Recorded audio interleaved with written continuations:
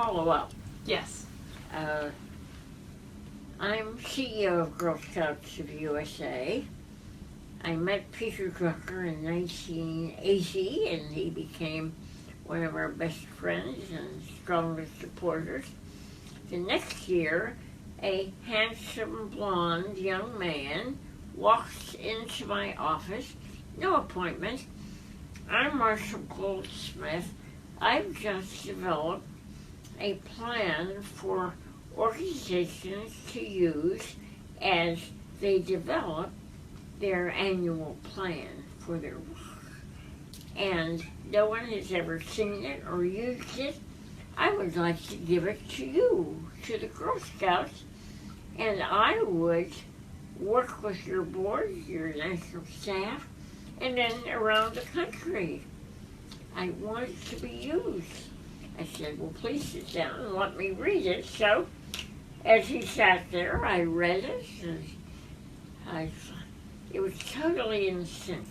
It was running on parallel tracks with what we were doing, and it was a massive and marvelous kind of transformation. So I said, fine, we'll do it. So that began our partnership with Marshall Goldsmith, and he moves his stuff all over the country, and to this day, Marshall attends our big, now, I'm no longer with the Girl Scouts, but Marshall just moved right into the Drucker Foundation. Now it bears my name, but he's on our board. And when we have a big conference, a big training session, something, there's Marshall, absolutely. And there's just something so remarkable about fellow travelers who find you or you find them, and they move right along on the journey.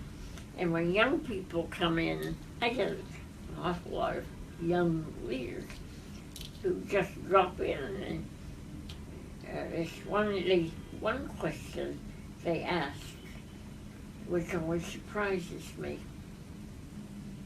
I think they are leaders now, these university students.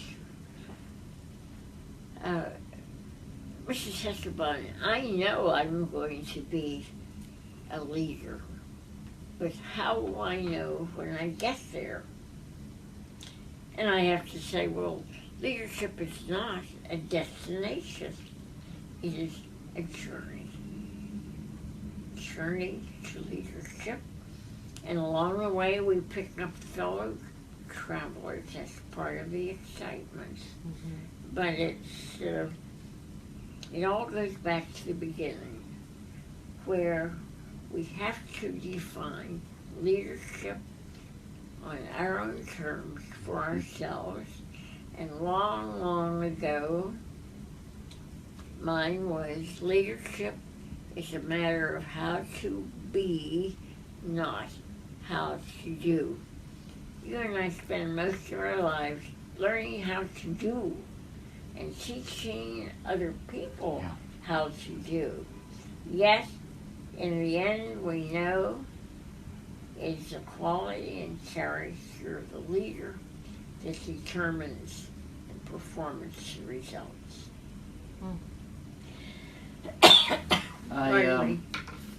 I like to separate words into verbs and nouns, and one of the things that you've got me thinking about, Frances, is the noun, the thing of a leader, is the being, the person, the experience. Yes. The verb is the doing.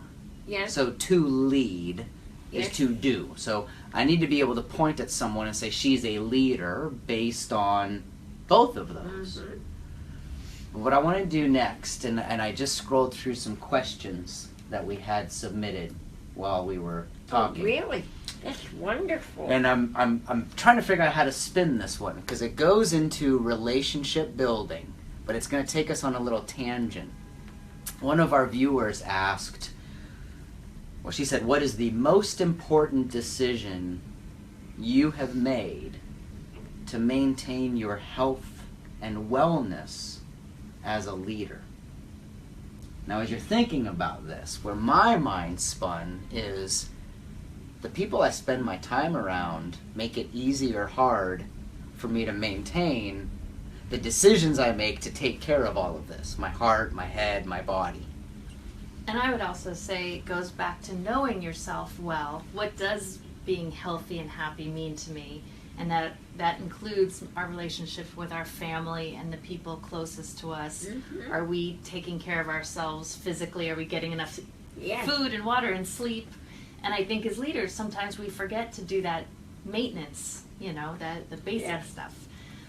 Because the mission is so important. And there's usually a deadline. And there's usually a lot on the line to perform. So how do we keep all of that in mind?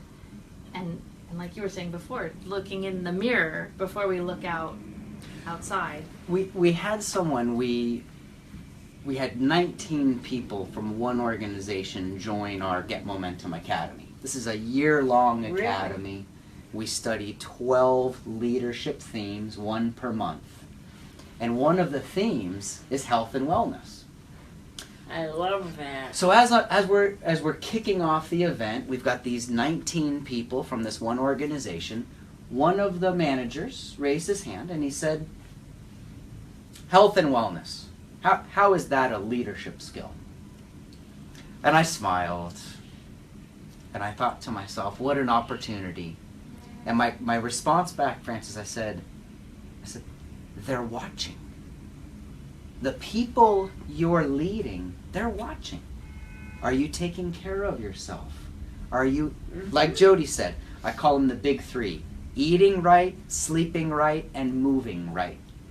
Because if I eat, That's if it. I sleep, if I move, but more than just, oh, I'm taking care of my needs, they're watching. And people Yes. want to follow, oh, well, let's go back to the beginning. They want to follow people they trust. They want to follow people they respect. Yes. They would want to follow someone who opened that door and is out in front. Yes. To walk alongside, to share leadership. Yes. Yes. Okay, your turn.